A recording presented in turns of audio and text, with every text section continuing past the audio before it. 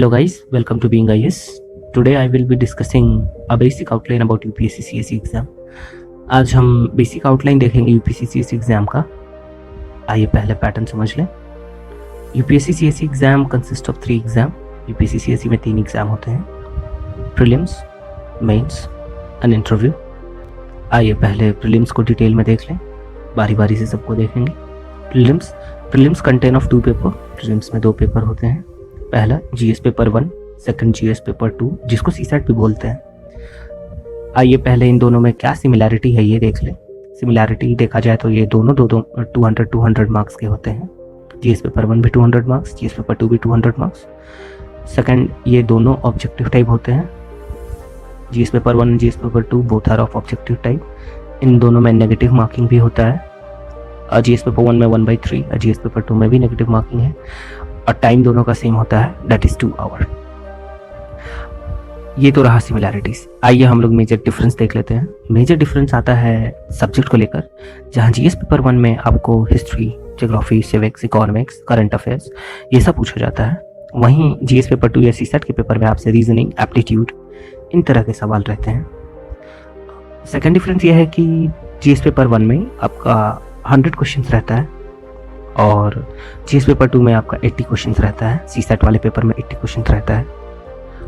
और तीसरा है डिफरेंस ये है कि हमारा सीसेट का जो पेपर होता है जीएस पेपर 2 का, वो क्वालिफाइंग इन नेचर होता है. इसका ये मतलब कि आपको मिनिमम 43% नंबर लाने ही होंगे. अगर आप उस 33% नंबर लाते हैं तब जाकर आपका जीएस पेपर 1 का पेपर चेक होता है. तो ये उनका एक लिमिटेशन है कि जब तक आप नहीं लाओगे 33% सीसेट के पेपर में, तब तक आपका ये पेपर चेक नहीं होगा. तो देखा जाए तो सीसेट का पेपर भी बहुत इंपॉर्टेंट है. बहुत लोग इसको नेग्लिजेंसी में ले लेते हैं और इस साल के रिजल्ट में भी काफ़ी इम्पैक्ट पड़ा है जिन्होंने इसे हल्के में ले लिया. तो ये रहा अभी तक का difference. After qualifying prelims you will given chance to give mains. अगर आप प्रीलिम्स में क्वालिफाई होते हो तो आपको मेंस देने का चांस मिलेगा. आइए पहले मेंस को डिटेल में समझ लें. Let's see mains first. So mains consist of total 8 papers. Mains में 8 पेपर होते हैं. And further the 8 papers are divided into 2 language paper, 4 GS paper, 2 optional paper. वो 8 पेपर में से 2 पेपर लैंग्वेज का होता है, 4 पेपर जीएस पेपर के होते हैं, 2 ऑप्शनल का पेपर होता है. आइए पहले लैंग्वेज के पेपर को समझ लें. So, the language paper consists of 2 paper 1, paper 2, paper A, paper B. Paper A is Indian language, any Indian language which is in the list of the syllabus you can choose. And paper 2 is English.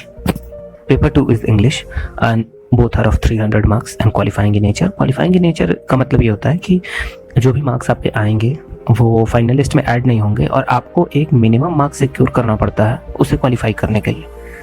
तो वो qualifying nature है, उसमें खत्म. और अब आइए देख लेते हैं वो 4 जीएस पेपर.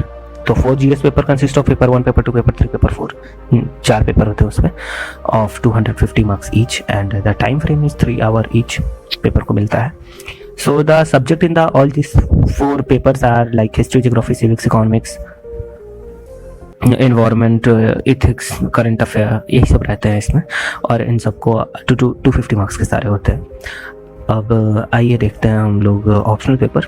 ऑप्शनल पेपर वो पेपर है जैसे कि जीएस के अलावा आपको पेपर चूज़ करना पड़ता है और जैसे सब्जेक्ट के लिस्ट रहते हैं वहाँ पर. या तो वो आपका ग्रेजुएशन में जो सब्जेक्ट है आप उसको ले सकते हैं, या मान लीजिए आपका ग्रेजुएशन में कुछ और सब्जेक्ट है और आपका मूड है कि नहीं हम ढंग से पढ़े नहीं हैं या जो भी कारण हो हम चेंज करना चाहते हैं, तो यू कैन चेंज इट.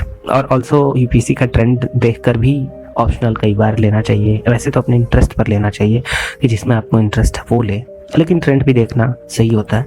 अगर आपके लिए इंटरेस्ट कोई बड़ी बात नहीं है, आप सब कुछ पढ़ने में कंफर्टेबल है, तो आपको ट्रेंड देख कर लेना चाहिए. So for example political science, anthropology, physics, chemistry, बहुत सारे सब्जेक्ट हैं. आप जब लिस्ट देखोगे तो वहाँ आपको मिल जाएगा, या आपको चाहिए तो आप कमेंट कर दीजिए, मैं अरेंज करवा दूंगा. तो उसके बाद हाँ, तो ये आपका रहता है ऑप्शनल पेपर 1, ऑप्शनल पेपर 2. ये 2 सेम सब्जेक्ट के ही होते हैं. जैसे आपने फिजिक्स लिया तो अगर आप जैसे मान लीजिए आपने पॉलिटिकल साइंस लिया तो वो दोनों पेपर पॉलिटिकल साइंस के ही होंगे, वो कोई अलग अलग नहीं होगा और दोनों पेपर 250 मार्क्स का होगा. सो अगर आप वेटेज वाइज देखें पूरे सिलेबस में तो ऑप्शनल का पढ़ना बहुत भारी है, क्योंकि आप देख लीजिए, ये 250 500 मार्क्स हो जाता है। तो यहाँ पर बेटर है कि आप अपने ऑप्शनल को बहुत अच्छे से करें, ताकि इसमें नंबर उठने के चांसेस ज़्यादा रहते हैं। तो फाइनली ये आपका सारा फॉर कंक्लूजन मैं आपको फिर से बता दूं कि यूपीएससी में 3 एग्जाम होंगे, प्रीलिम्स, मेंस, इंटरव्यू। प्रीलिम्स में आपके 2 पेपर होंगे, एक होगा जीएस पेपर 1, एक होगा जीएस पेपर 2। जीएस पेपर 1 वो सारा उसमें उसमें उसमें सेम सब्जेक्ट रहेंगे, हिस्ट्री, ज्योग्राफी, सिविक्स, इकोनॉमिक्स, ये सारा कुछ रहेगा। तो 100 मार्क्स 100 क्वेश्चन होंगे उसमें। और दूसरा सीसेट रीजनिंग वाला रहता है, जो 80 क्वेश्चन रहता है, क्वालिफाइंग इन नेचर रहता है। आपको 33% मार्क्स लाना है, तभी आपका पेपर चेक होगा जीएस पेपर 1। ये खत्म हो गया प्रीलिम्स।